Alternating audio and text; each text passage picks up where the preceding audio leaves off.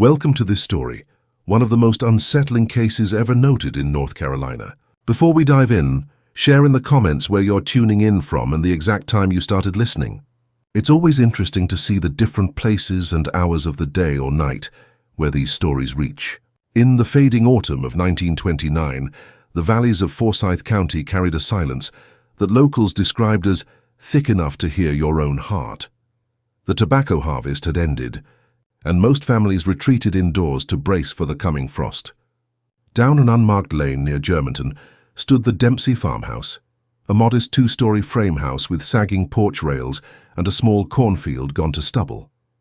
It had belonged once to a man named Hawkins, who sold it in haste 2 years earlier, claiming he couldn't stand the noises in the trees. When John Dempsey purchased the place, townsfolk thought him lucky to get good land at a low price. No one knew what he'd inherited with it. The Dempsey family, John, his wife Mary, and 4 children aged 3 to 13, were newcomers from the next county. They kept to themselves, polite but distant, appearing only for feed deliveries and post. The minister, Reverend Ellis McCoy, recalled that Mary refused every invitation to church suppers, saying softly, "We've had enough of gatherings." Their reserved nature might have passed unnoticed had it not been for the photograph.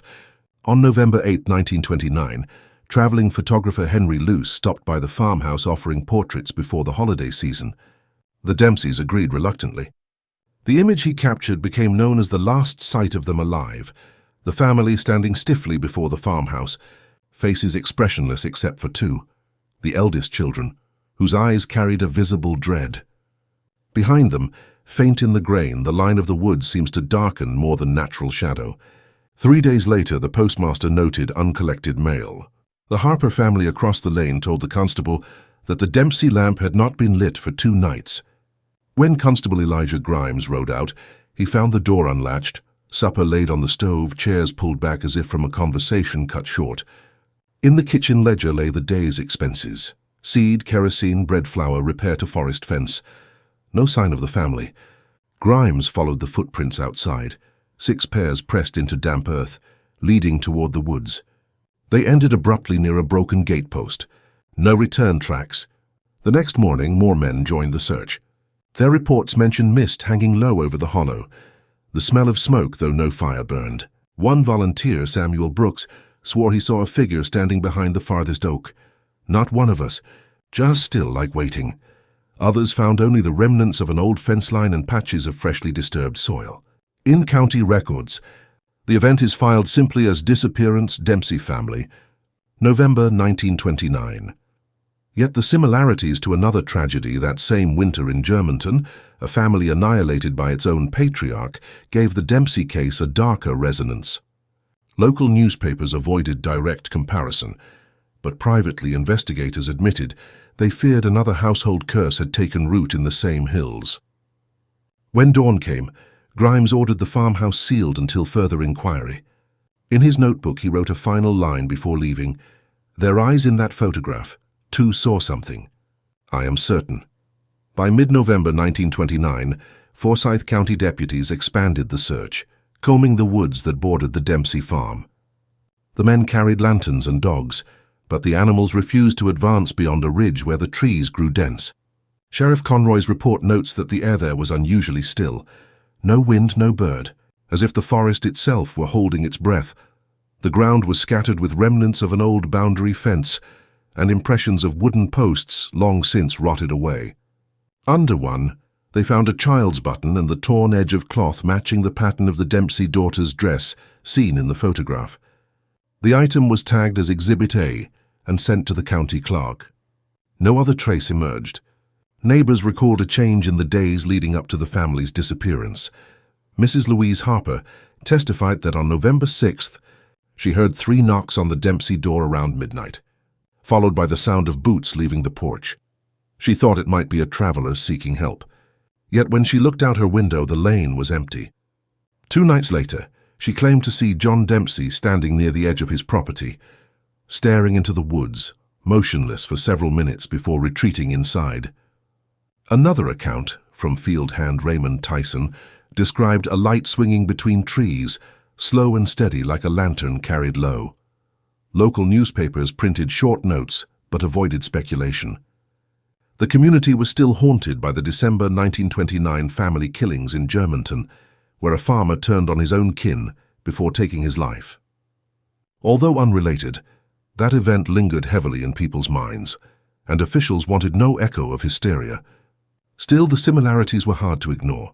Families isolated on rural plots, quiet households concealing deeper troubles, vanished or dead within days of winter's onset. By late November, investigators reopened the Dempsey farmhouse. A dust already coated the floorboards. In the cellar, Deputy Miller discovered a small hatch leading under the planks, an unused root cellar space. Inside were 2 kerosene tins, an empty sack and a half-filled notebook written in John Dempsey's hand. The last legible entry read, "Fence secured, gate repaired." No sign tonight, but children heard it again. The word it was underlined twice. The handwriting grew uneven in later lines, letters pressed deep into the paper as though carved in haste. The final line ended mid-sentence. "If comes again from behind the barn, I'll—" then stopped abruptly. That notebook was later catalogued under evidence, though many pages had been smudged or water-damaged. Experts who reviewed the ink decades later determined that the writing instrument and paper were authentic to the late 1920s, ruling out forgery. But the meaning behind the entries remained uncertain. In December, a winter storm blanketed the region, halting further searches until spring. For months, the Dempsey name drifted in whispers through Forsyth County. Some said they'd left quietly after debt troubles. Others claimed to have seen one of the children in Winston-Salem wandering near the train depot. Yet no witness could produce confirmation. Reverend McCoy summarized the mood in his diary. "An absence can speak louder than any cry. Their house stands like a question no one can answer." When spring arrived in 1930, the Dempsey farm looked almost untouched, as if winter itself had sealed it in. The constable returned with a small investigative team, Deputy Miller, a surveyor named Lloyd Finch, and Dr. Harold Miller from Winston-Salem College, a criminologist studying rural disappearances. The group noted that the farmhouse structure was intact, though the surrounding fields were littered with fallen branches and signs of flooding from winter melt. Inside, the air smelled of kerosene and damp soil. The table still held the family's last meal, now hardened to dust. A cup had fallen and shattered on the floor near the door, its fragments swept into a neat pile, as if someone had begun cleaning but never finished. Dr. Miller recorded each detail meticulously. His report describes a strange order preserved within the disorder, the impression of a pause rather than an end. The team proceeded to the woods beyond the fence line, following the direction of the footprints documented months earlier. The trail wound past a shallow gully before fading into the undergrowth. At the base of a large oak, Finch noticed an unnatural mound of earth. When uncovered, it revealed a section of fencing tied with twine and embedded with human hair. The sheriff ordered a perimeter search, but no further remains appeared. A week later, a man named Victor Gray from the next township brought new information. He claimed to have sold lumber to John Dempsey 2 months before the disappearance. Gray said Dempsey appeared distracted, asking whether sound carries differently through these trees and if anyone had seen the old marker stone. When pressed, Gray admitted he thought the man was troubled but polite. The term marker stone drew attention. County maps listed an obsolete boundary stone somewhere within the hollow woods, marking a parcel of land tied to an old timber company dissolved decades earlier. It was said that company workers had once buried ledgers and tools after a fatal accident, though no one could locate the exact site. Investigators revisited the area in April, uncovering a collapsed pit lined with rotted beams. At the bottom lay rusted tools, an oil lamp, and remnants of a crate containing documents so decomposed they could barely be read. Only fragments of the word right timber remained. Whether Dempsey had found this place or been led there remains unclear. By May, the official file reached 70 pages, most of it routine, lists of property items, weather records, sworn statements, but the deeper it grew, the less it explained. Dr. Miller's summary referred to psychological contagion, suggesting the Dempsey case reflected a wave of domestic stress common in isolated, farming families during the early years of the economic collapse. Yet his tone betrays doubt. One must not overlook the patterns of recurring geography, the same hills, the same silences, the same vanishing. The farmhouse stood empty that summer. Children from nearby homesteads dared each other to step onto the porch, claiming they heard whispers when dusk fell. Most refused to stay past sunset. In town, the Dempsey case slowly became a warning story, a reminder that quiet households might hide unspoken terrors. By summer's end of 1930, rumors about the Dempsey family had spread across neighboring counties. Some said the father had fled debt. Others claimed the family was taken by sickness and buried quietly by kin. But each version unraveled under scrutiny.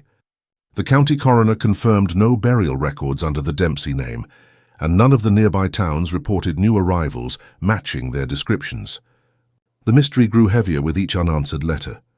That August, a new tenant, a widower named Amos Reeves, leased the farmhouse.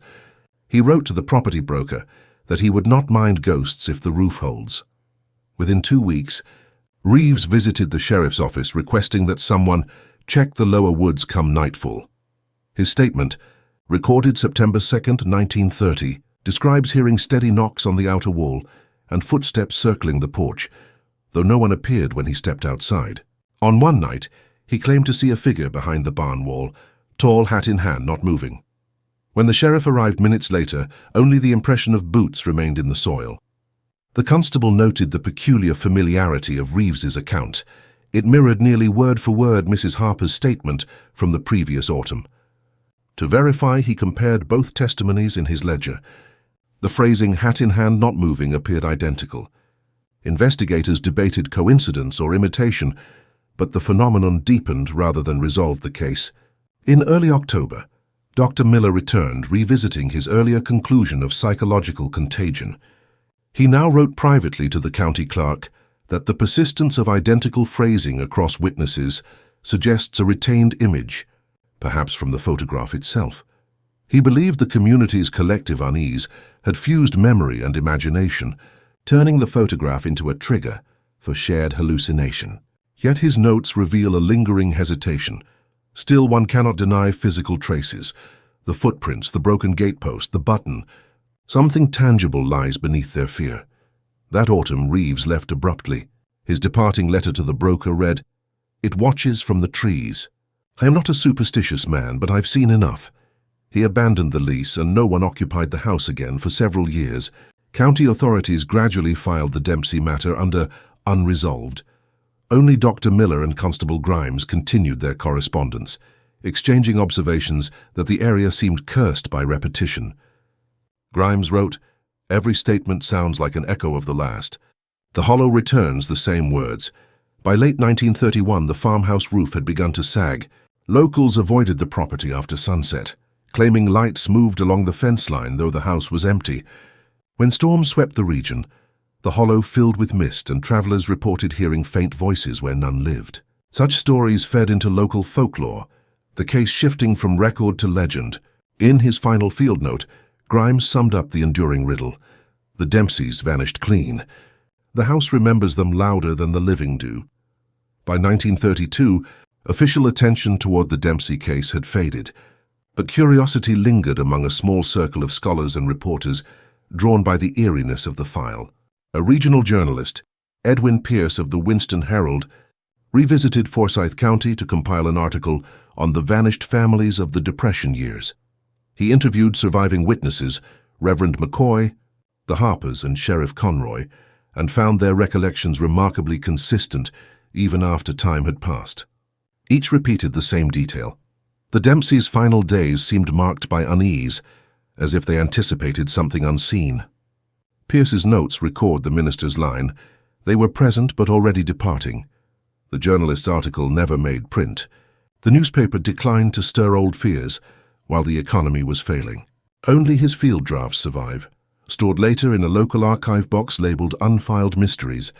In those same months, Dr. Harold Miller prepared a lecture for a criminology conference in Raleigh, focusing on rural disappearances during economic stress. He referenced the Dempsey file alongside the notorious Germantown tragedy, emphasizing both as examples of familial isolation breeding despair.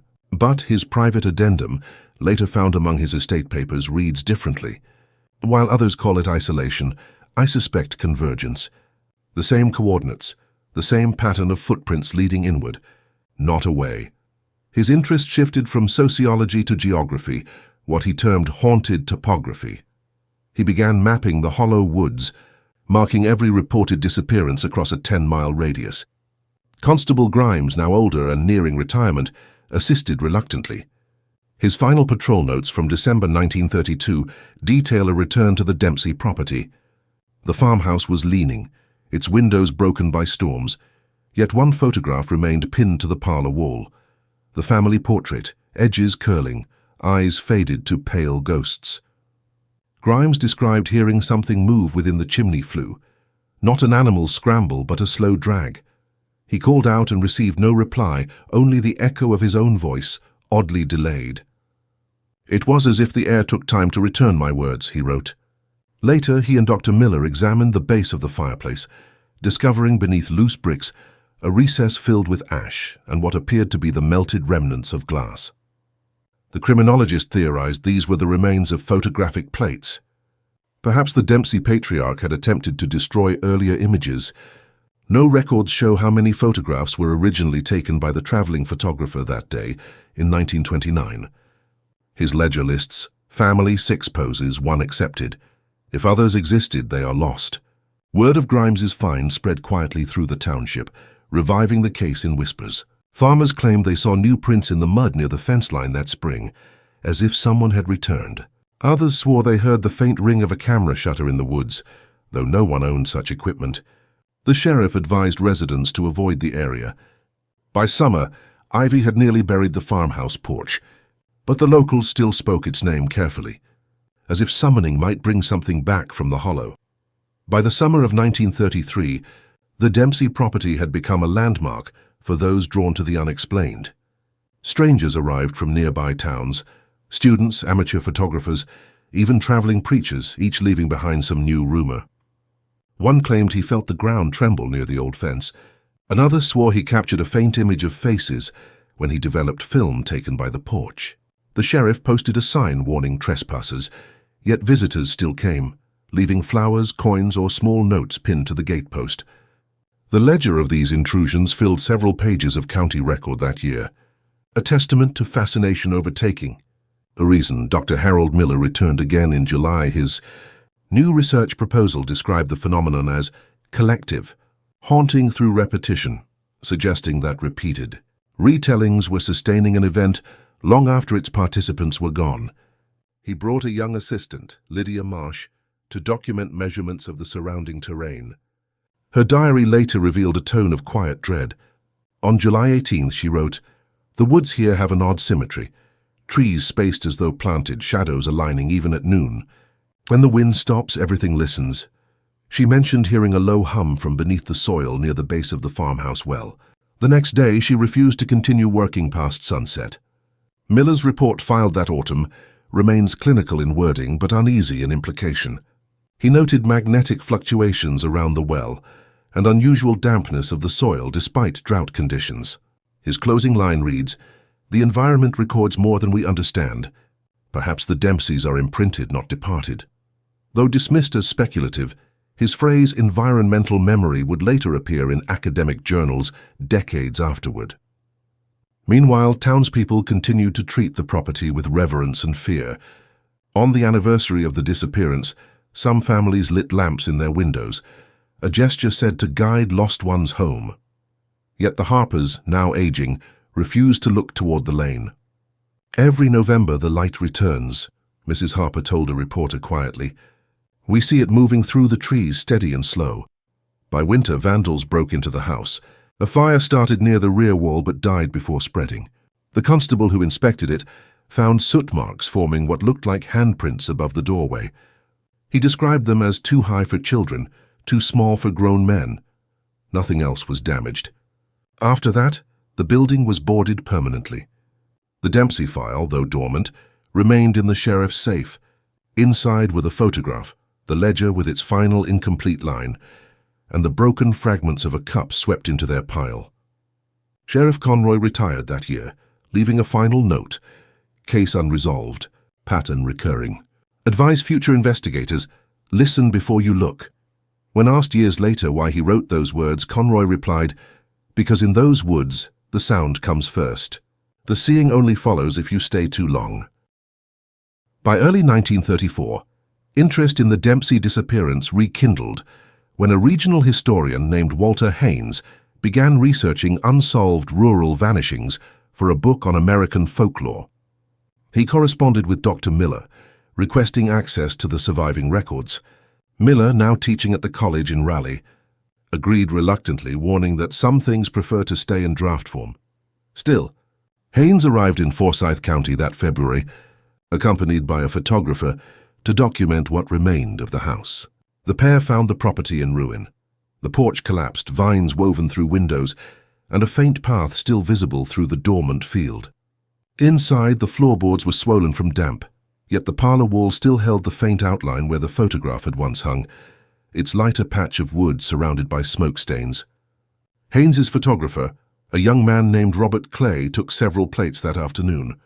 When developed, one image revealed something neither noticed while standing there. Behind the warped doorway of the back room, a narrow vertical streak suggested a human silhouette, blurred as though caught mid-turn. Haynes dismissed it as light distortion, though Clay insisted the shadow had edges too deliberate to be random. They stored the negatives and left before nightfall, the historian uneasy about returning. In his later manuscript, Haynes reflected that the Dempsey case differed from other disappearances because it left no rumor of crime, only continuation of absence. He linked it indirectly to the Germantown murders of the same winter, noting both families shared geographic proximity and the same unyielding stillness before catastrophe. His draft ended with the line, "The land here repeats itself. History may be walking in circles." The manuscript was never published, its last pages missing. Meanwhile, Dr. Miller's health declined, yet he continued his fascination with the hollow woods. In one of his final letters to Constable Grimes, he wrote, "Every time I measure the distance between that house and the forest edge, it changes by inches, as if the earth adjusts its memory." Grimes, retired by then, replied simply, "I believe it remembers what we can't." That spring, a brush fire swept through part of the hollow. When rain finally doused it, volunteers discovered blackened stumps and one surviving oak near the old fence line. Carved into its bark were faint initials, J.D., and below them the crude outline of 4 small hands. No one could say when they were made. The finding reignited whispers among locals. Some claimed the Dempseys had never left, that they had become part of the land they tended. Others warned that anyone touching the tree at dusk might feel warmth under the bark, like a living pulse. The county, wary of attention, fenced the area, designating it off-limits as a fire hazard. Yet stories persisted, passed quietly among children and field workers who avoided that stretch of road after dark. Forsyth County's oldest residents still said the air changed there, thicker, slower, echoing with footsteps that never reached the lane. By 1935, the Dempsey property had settled into a state of near erasure, but strange reports continued to drift into the sheriff's office from travelers unfamiliar with local law. One such account came from a truck driver named Carl Benton, who claimed that while delivering timber late one evening, he saw a woman in plain dress walking across the field toward the old farmhouse. Her figure appeared solid against the fading light, but when he stopped his vehicle to call out, the field lay empty. The next morning, Benton revisited the spot in daylight and found no tracks, only a patch of flattened grass near the porch. Sheriff's deputies dismissed it as imagination, yet the incident was logged as unverified sighting Dempsey tracked. That same spring, County Archivist Helen Crawford began reorganizing old case files. While cataloging the Dempsey folder, she noticed that the ink on several ledger entries had faded unevenly, as though parts had been exposed to sunlight despite being stored in a sealed box. When she traced the faint writing under magnification, a few new words appeared between the original lines, written in lighter graphite, "Behind the barn." No one could explain when the graphite markings were added. The file had remained untouched since 1932. Crawford quietly sealed the folder and returned it to storage, noting only anomalous ink behavior, cause unknown. The following month, a WPA survey team passed through the area documenting rural properties for federal mapping. One field engineer, Raymond Judd, recorded atmospheric data near the Dempsey site and observed a sharp drop in temperature. nearly 10 degrees lower than surrounding farmland. His supervisor dismissed it as a sensor fault, but Judd insisted the readings were consistent over 3 consecutive days. He added a personal remark at the bottom of his log. "Sound carries strange here. When you speak, something answers a second later. Like echo but nearer." In the nearby town, the Dempsey legend evolved into a local warning for children. Don't play near the hollow woods, or the quiet folk will take you. Farmers claimed the soil around the farmhouse refused to yield crops. Seeds planted there withered despite good rain. Even skeptics began avoiding the property, believing that misfortune followed those who disturbed it. Dr. Miller's passing in 1936 ended formal study of the site. His papers, donated posthumously to the college, contained a final unfinished essay titled Residual Presence in Rural Environments. The closing paragraph reads, "Memory has weight. The land bends beneath it. If the Dempseys vanished, perhaps they did not leave at all, they were absorbed." After his death, the farmhouse slowly collapsed. By 1937, only fragments of wall and chimney remained. Yet during construction of a new road nearby, workers uncovered a small tin box, half buried at the edge of the hollow. Inside lay a fragment of film plate, warped by age, depicting what appeared to be the Dempsey family, but with one more figure standing behind them, taller than the rest, face obscured by shadow. The foreman reburied the box without report, saying, "Best let them stay where they are." By early 1938, what little remained of the Dempsey house had fallen completely, the timbers scattered like ribs across the field. The road crew that uncovered the tin box kept its finding quiet, but stories seeped through anyway. Children in nearby villages whispered that a new figure appeared in photographs taken within a mile of the site, a shape faint in the background, watching from behind trees or leaning against fences. Most dismiss such tales as the power of suggestion, yet a few surviving negatives in local collections indeed show odd distortions, shadows too defined to be tricks of light. The sheriff's office had long since archived the file, but in the spring of that year, archivist Helen Crawford revisited it for inventory purposes. She noted that the original family photograph, kept under protective glass, now displayed faint streaks that seemed to radiate outward from the 2 frightened children's faces. When cleaned, the streaks remained embedded in the emulsion. Crawford made no further remark other than image deterioration, unexplained. Her assistant later recalled that she refused to touch the photo again, claiming she heard something faint when near it, like breathing behind the wall. That summer, a flood swept through Forsyth County, uprooting trees and washing over low-lying fields. When waters receded, part of the old hollow woods had been reshaped entirely. Locals visiting the area reported a newly formed depression in the ground near where the fence once stood. At its center was a circle of stones arranged with strange precision, each one bearing marks that resembled initials or tally lines. The county survey labeled it erosional anomaly. Others called it the Dempsey Ring. After the flood, the area seemed to shift once again from history to legend. Writers passing through included it in small t. Pamphlets on Southern curiosities, they described the Dempsey story as an allegory of Depression-era hardship, a family swallowed by the weight of failing farms and failing faith. But those who had known the family personally rejected that view. Mrs. Harper, by then frail and nearly blind, told an interviewer, "They were good folk. Whatever came for them wasn't their own making." Her words were printed in a single-column article that winter, buried among news of crop shortages and election updates. By late 1938, nothing remained on the site but overgrowth and the burned stump of the old oak tree carved with initials. Yet on cold nights, drivers along the new road reported a dim light flickering near the bend. Steady, low, and pale gold, like a lantern. County workers investigating found no evidence of fire, no camp, no trace of glass. One man wrote, "It's just there when the fog's thickest, and gone when you walk toward it." After multiple sightings, the county installed a small warning post reading simply, "Slow fog and low visibility."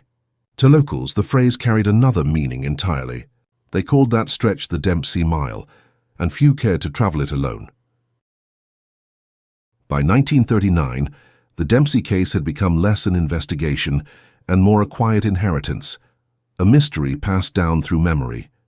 Younger residents who had never seen the family treated the story as a local myth, but older townsfolk still spoke of them with a gravity reserved for the dead. The sheriff's successor, a pragmatic man named Robert Vale, ordered what remained of the evidence transferred to county archives in Winston-Salem for safekeeping. He admitted the case served no further legal purpose, but when the photograph was boxed, he asked the clerk to seal it in brown paper rather than glass, muttering, "It's seen enough light." That same year, during inventory at the archives, a custodian claimed the box containing the Dempsey photograph emitted a faint smell of wood smoke whenever opened. The odor dissipated within seconds, leaving only the faintest trace of heat. It was logged as chemical residue, no hazard, and the file was resealed. Yet the report circulated quietly among the staff, a whispered curiosity. Meanwhile, the land itself began to change hands. A local investor bought several acres, including the hollow woods, intending to clear it for pasture. He lasted less than a month. Workers he hired refused to stay after dusk, complaining that the echo of their axes didn't return right, that the sound came back slower, heavier, as if through water. The investor abandoned the effort, selling the land again at a loss. In the deed transfer, one line remains striking: condition of soil resistant. In the final years before the new decade, Depression-era hardship gave way to war preparation, and national attention shifted elsewhere. Yet Forsyth County still kept the Dempsey name alive through quiet markers: a lane renamed Hollow Road, an old fence post used as a guide for survey maps, and a hand-drawn circle on every local school's geography wall, denoting the hollow woods as restricted terrain. Teachers avoided explaining why. Late that autumn, a traveling preacher stopped in Germantown, holding outdoor sermons about repentance and the wages of sin. When asked why he'd chosen that specific place, he said he had dreamed of a family standing stiff before a house, two of them calling without sound. His congregation disbanded when he began preaching only at night.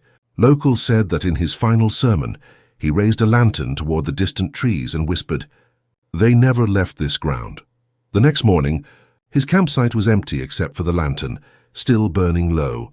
The wick was nearly gone, but the flame lingered longer than natural oil should allow. The sheriff doused it and filed no report. He only noted later, in a personal memo found decades afterward, "Some fires keep themselves." By the close of 1939, the Dempsey case had vanished officially from state records, an unresolved line item quietly struck through by the archivist's pen. Yet the hollow woods remained on every map, untouched, unnamed, and, according to those who passed too near, still listening. The new decade brought new eyes to old mysteries. In 1940, as North Carolina braced for wartime industry and migration, a young historian named Clara Dwyer, from Raleigh State College, rediscovered the Dempsey case while compiling a study on vanished settlements of the rural South. Her attention came not from fascination with folklore, but from the strange consistency of reports tied to one geographic point, the Hollow Woods. She visited Forsyth County that March, writing in her travel diary, "I expected exaggeration, yet everyone speaks as though they remember the same silence."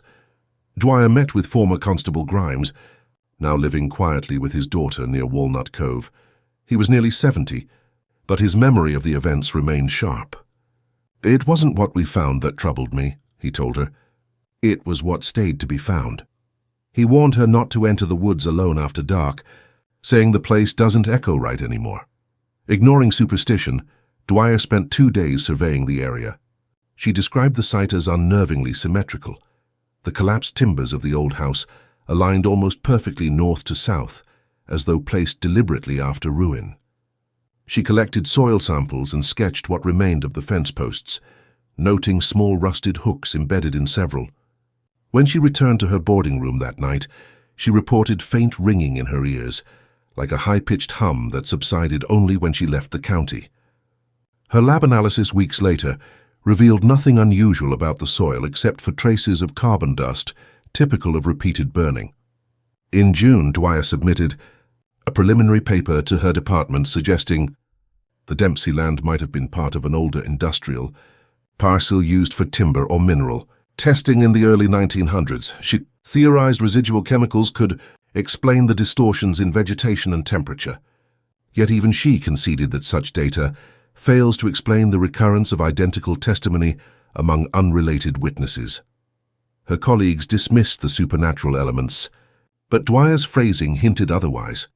Some absences acquire structure. The Dempseys may be the architecture of their own memory. That summer, the state approved the construction of a new telegraph line crossing the edge of the hollow. Workers encountered consistent interference along the segment nearest the former farmhouse site. Static surged on the line every evening at roughly the same hour, just before dusk. Engineers blamed grounding issues, but no fault was found. After a week, the foreman rerouted the line 200 yards south. The interference ceased immediately. He refused to extend wires through that field again, remarking, "There's already something humming out there." By autumn of 1940, Dwyer's report circulated quietly among academic circles. She concluded that while no verifiable evidence of the Dempsey family's fate could be produced, the persistence of physical anomalies warranted preservation of the land as historically significant. The proposal was ignored, but her final field note remains haunting in its brevity. The woods feel occupied, not by people, by remembrance itself. In 1941, the country's attention shifted almost entirely to the growing war overseas, but in Forsyth County, small curiosities still moved beneath the surface of daily life. The Dempsey tract, though overgrown, continued to resist development. Local surveyors attempting to parcel it for sale found their compass bearings fluctuated unpredictably near the tree line.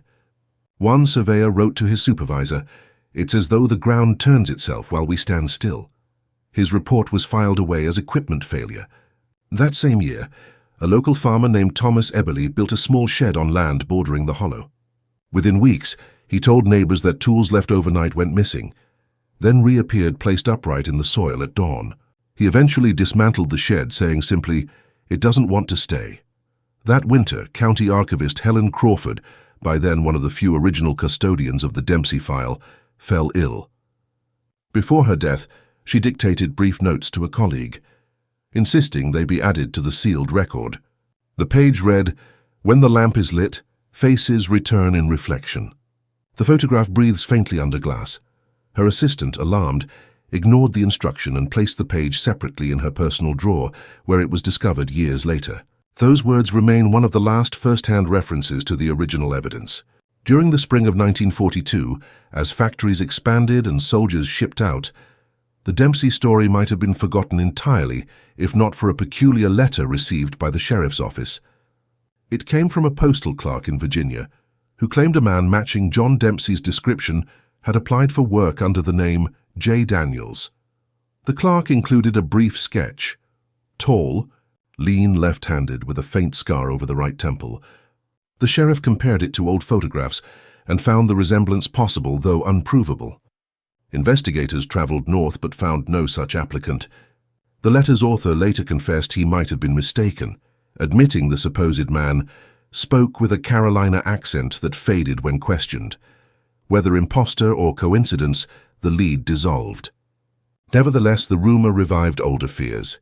Neighbors began reporting flickering lights again near the hollow. Some said they saw a lantern moving slowly between the trees, just as witnesses had described 13 years earlier.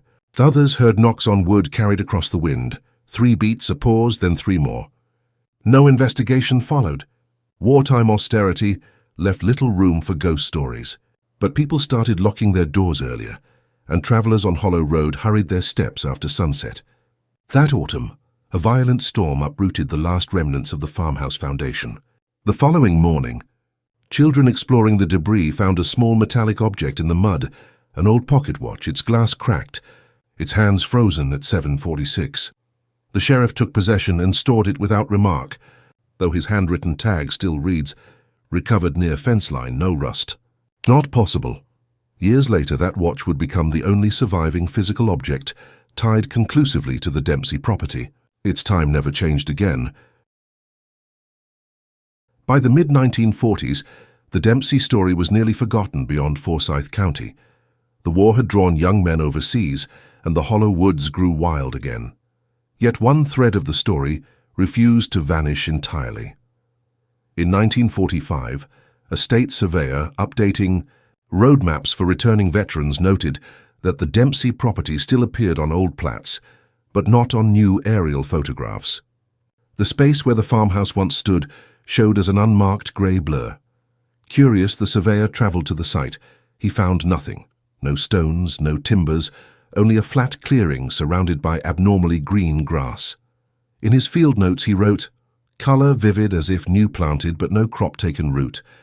That same summer, a veteran named Henry Cole leased a small plot nearby to restart farming.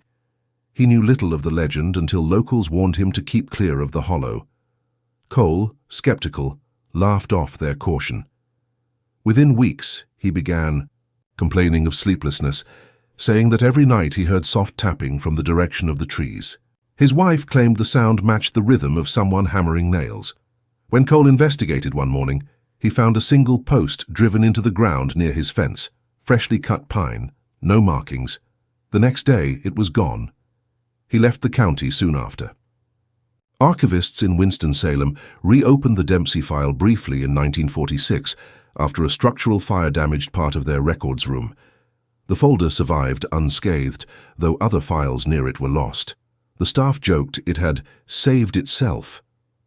The new archivist, William Pierce, described feeling pressure in his ears whenever the box was unsealed, as if air shifted suddenly. He worked quickly and resealed it without review. His memo ends simply, "Retain until reason found." By 1948, urban expansion began creeping toward Forsyth's outskirts. Developers proposed clearing the hollow for new housing, but county planners objected, citing unstable soil. A geotechnical survey revealed high magnetic concentration and residual carbon layers just below surface depth. The report concluded that persistent subsurface combustion had occurred there at some time in the past. No one could locate a record of any such fire. That year also brought the reappearance of a photograph. A collector in Raleigh acquired a damaged daguerreotype from an estate sale labelled only Family 1920s NC. When restored, it showed 6 figures before a farmhouse, the 2 eldest, with wary eyes and a shadowed form between them, barely discernible through film corrosion. Experts confirmed the plate type matched those used by travelling photographers around 1929. Comparison to earlier police copies confirmed it was indeed the missing alternate exposure from the Dempsey session. The collector donated it to the State Archive, where it was sealed alongside the original. Curators noted that the newly found image produced faint fogging on the glass case overnight. The phenomenon was blamed on humidity. Still, one clerk refused to store it near other plates, saying, "The thing doesn't like company." By the close of the decade, the hollow woods had reclaimed its silence, yet hunters and hikers who strayed too far reported the same impression: a sudden hush, a pressure in the chest, and the feeling of being arranged, as though standing in a photograph waiting to be taken. By the early 1950s, the Dempsey mystery had become a local ghost story, retold by families around firelight and schoolyards. Yet beneath that folklore, a quieter academic interest remained. In 1951, a visiting geographer from the University of Virginia, Dr. Alan Rees, began a survey of anomalous landscapes in the Appalachian foothills. When he arrived in Forsyth County, he was immediately told to see the hollow that eats sound. Rees's journal entries, later archived, describe his first visit vividly. The birds stop singing a full 50 yards before the tree line. Beyond that is only the hum of the ground, faint but constant, as if the soil vibrates under its own memory. He set up measuring instruments, primitive field magnetometers, and recorded fluctuations that spiked each night at roughly the same hour, the same time the Dempsey lantern had been sighted decades earlier. Rees's assistant, Margaret Sloan, documented his findings through long exposures on glass negatives. One image, taken under moonlight, revealed faint blurs across the lower edge of the frame resembling streaks of cloth. She swore they weren't there when she opened the shutter. Rees dismissed it as motion artifact, though his margin notes betray unease. Streaks correspond to height of human figures. Cannot duplicate error. The pair returned to their lodging visibly shaken. Back in Raleigh, Rees presented his report to colleagues, calling the site a locus of environmental distortion. Yet privately, he confided to Sloan that he felt The air carries memory the way paper carries ink. His phrasing echoed nearly word for word a line written by the late Dr. Miller 2 decades earlier. It was as though each investigator absorbed fragments of those before him. The following spring, the county attempted to pave Hollow Road for increased transport traffic. Construction crews reported machinery failures whenever they reached the bend closest to the old property. Steamrollers lost pressure, engines stalled despite fresh fuel. After 3 days of repeated breakdowns, the project halted. The foreman filed a report stating ground instability, but workers later admitted they refused to continue after one man collapsed from dizziness, claiming he heard children counting from the trees. The area was left unpaved, becoming one of the last dirt roads in the region by mid-century. Older residents began calling it the Listening Road. Travelers passing through at night reported hearing a faint ticking sound, like a pocket watch in the grass, always at the same stretch. None could locate its source. When asked, an aging Sheriff Vale remarked, "That land's keeping its own time." By 1953, most physical traces of the Dempsey era had vanished entirely, but stories persisted in county lore. Teachers warned students not to wander near the hollow, and hunters claimed the deer avoided it altogether. Forsyth's record still listed the property as undeveloped terrain, though one clerk wrote a small note in the corner of the ledger, "Not recommended for habitation." The entry remains there to this day, untouched and unexplained. In 1954, as Forsyth County modernized and rural life gave way to growing towns, the Dempsey Hollow remained a stubborn void on the map, a patch of earth that refused purpose. That year, a highway engineer named James Porter received instructions to evaluate the site for possible inclusion in a bypass route. Porter was known for his pragmatism, indifferent to folklore, yet his field notes read differently. "Ground stable but feels unsettled," he wrote. "Standing there, one experiences faint vertigo, as though the horizon moves by increments." He returned twice more, each time marking the same observation, compass drift increasing near central clearing. His instruments failed to align with standard bearings. The report was filed under geologic inconsistency and quietly dismissed. That same summer, a local schoolteacher, Miss Lydia Crow, began collecting oral histories from older residents for her students' history project. She recorded interviews on reel-to-reel tapes, now brittle with age. In one, she speaks with 80-year-old Louise Harper, the last surviving neighbor who remembered the Dempsey family. Her voice trembles as she recounts their final day. "They looked like they were listening to something none of us could hear. The mother held the littlest boy too tight, and those 2 older children, they kept watching the trees." Miss Crow asked if she believed the family had fled. Mrs. Harper paused before answering. "No, child, they just went where the sound came from." The recording ends with a low, static hum that persists for nearly 30 seconds after both voices fall silent. In October 1955, a team of hydrologists drilled test wells across Forsyth's rural zones. Near the Dempsey tract, one well yielded unusual results: clear water with a faint odor of smoke. The technician described seeing tiny air bubbles rising in perfect rhythm, as though exhaling. When analyzed, the water contained trace elements of iron and carbon consistent with long-term exposure to burned wood, but the surrounding soil showed no evidence of recent fire. The well was sealed immediately. That winter, residents again reported distant lights along Hollow Road. Motorists described a pale glow keeping pace with their vehicles, vanishing when they stopped. Investigators suggested atmospheric reflection from headlights, yet the phenomenon persisted even on moonless nights. An old mechanic, remembering the legend, remarked to a reporter, "Maybe that's the Dempseys walking home again. Some journeys don't finish." By the end of the decade, Forsyth County officials officially restricted construction within 1 mile of the hollow, citing ground instability. But local whispers gave a simpler explanation: the land won't take strangers. Children who grew up nearby learned to recognize the hush that fell when crossing that boundary, the way even crickets fell silent for those few steps. In 1956, one last notation entered the Dempsey file. A faded memorandum reading, "Photograph relocated to climate-controlled archive. Image degradation ongoing. faces unclear except two at center. It is said that those two blurred figures, once frightened, now seem to be looking slightly away from the camera, as if turning toward something unseen beyond the frame. By the early 1960s, technology had begun to outpace superstition. But in Forsyth County, the Dempsey story endured as one of those peculiar regional legends no one fully disbelieved. In 1961, a television crew from Charlotte arrived to film a short feature on Carolina mysteries. They found the hollow thick with overgrowth, the air damp and unnaturally cool.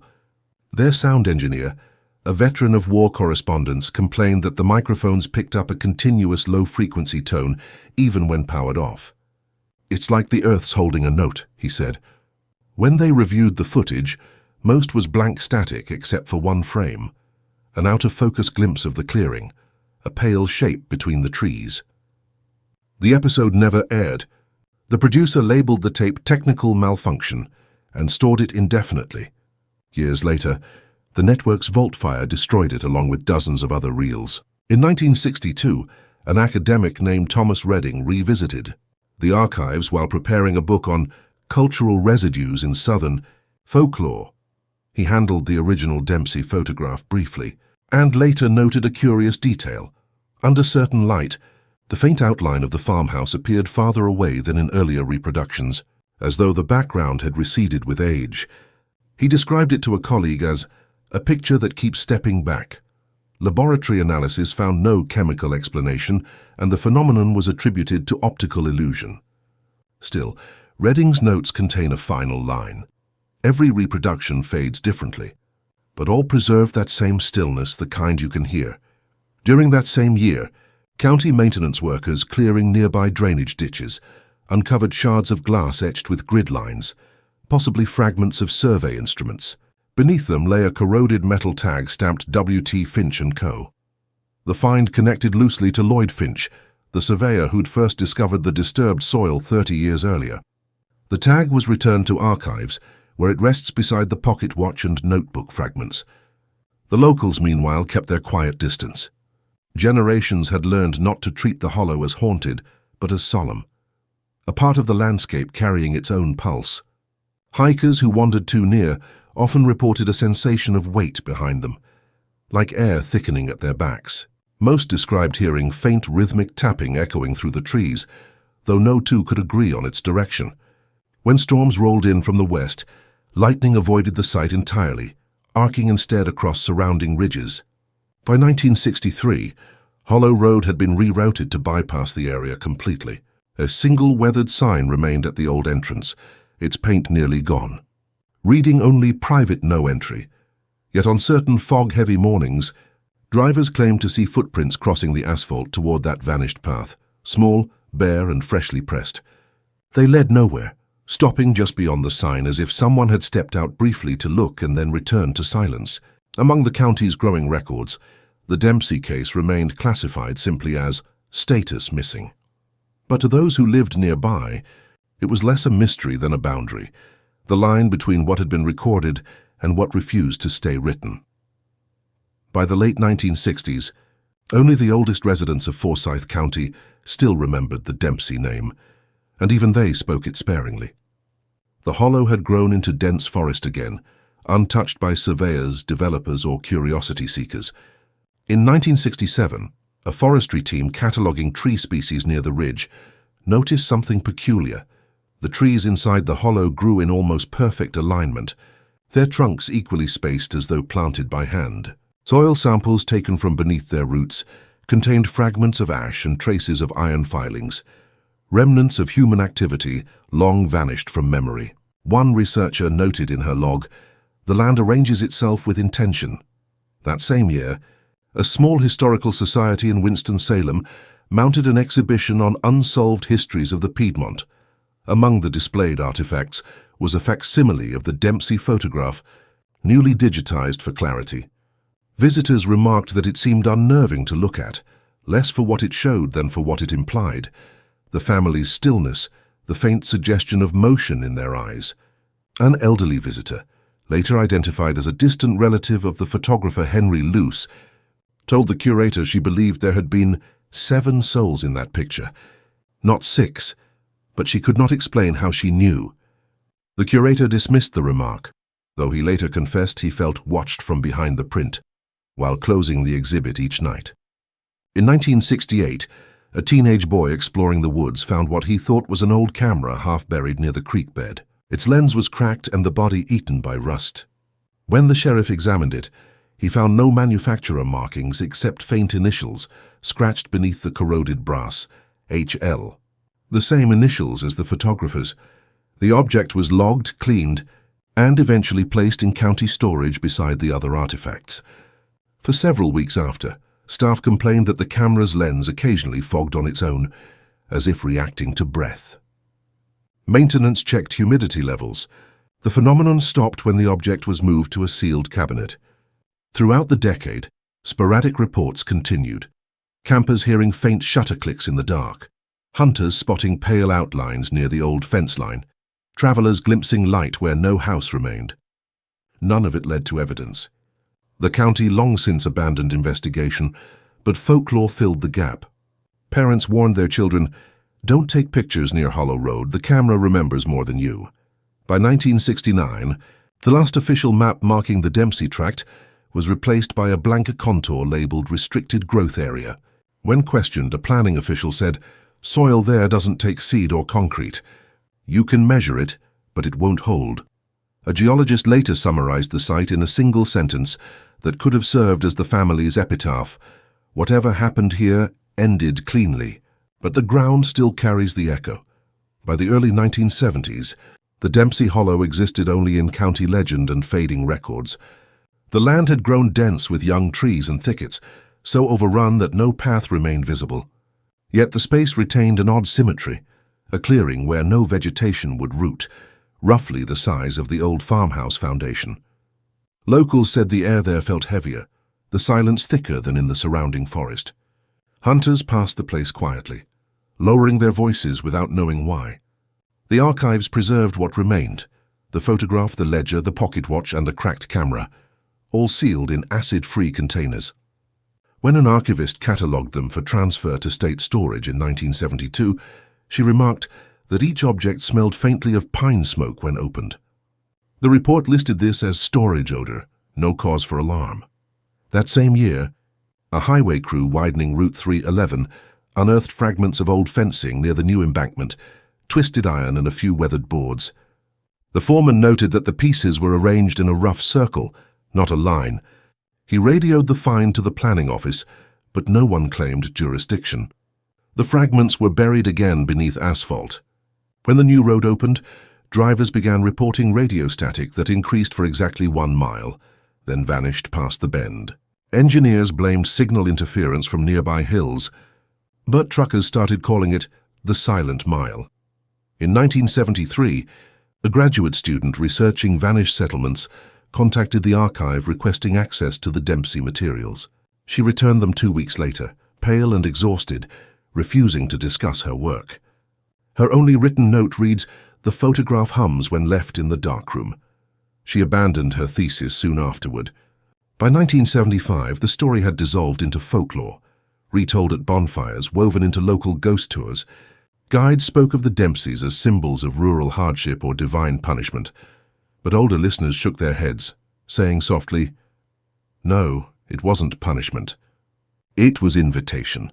Each telling varied, but one detail remained constant: the sense that the family had not disappeared at all, only stepped out of view, just beyond the threshold where sound lingers after speech. Today, the exact coordinates of the Dempsey farm no longer appear on official maps. The hollow is marked only by dense trees and a faint dip in the land. Those who walk nearby say the ground feels different, soft but resisting, as if remembering the weight of footsteps long gone. On windless nights when fog drifts from the creek, some claim to see 6 shapes standing faintly among the trees, still facing the direction of the vanished house. 2 are said to turn their heads just slightly toward the sound of anyone approaching. The case file remains open in notation, but closed in practice. No conclusion, no trace, no evidence, only the lingering pulse of a place that refuses forgetting. And in Forsyth County, where the fields meet the forest and the road bends towards silence, people still lower their voices at dusk. afraid that if they speak too clearly, the land might remember their words and keep them.